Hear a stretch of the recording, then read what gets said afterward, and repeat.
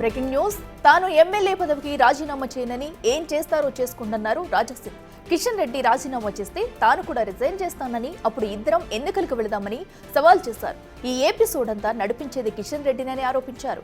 ఇటీవల ప్రకటించిన కమిటీతో పార్టీ అధికారంలోకి రాదని రామచంద్రరావు రబ్బర్ స్టాంప్లా మారుతని సూచించారు.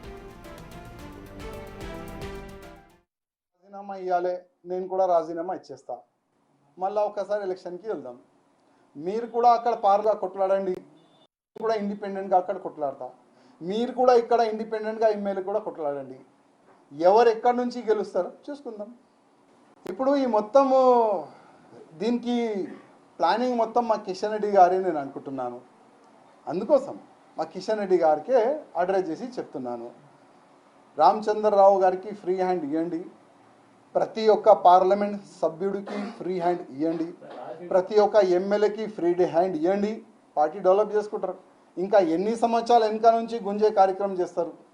చాలాసారి ప్రతి ఒక్క వేదిక పైన ప్రతి ఒక్క మీటింగ్లో నేను గతంలో అమిత్ షా సార్ కూడా డైరెక్ట్ చెప్పిన, నల్గొండలో, సార్ వీళ్ళు ఇట్లా వేలు చూపెట్టి చెప్పిన, సార్ వీళ్ళు గ్రూపిజం వల్ల పార్టీ సర్వనాశనం అవుతుంది సార్, ఫస్ట్ వీళ్ళు గ్రూపిజంని ఖతం చేయండి, అప్పుడే మనం గవర్నమెంట్లో వస్తామని డైరెక్ట్ ఫేస్ టు ఫేస్ చెప్పే దమ్ముంది. చెప్పినాం కూడా.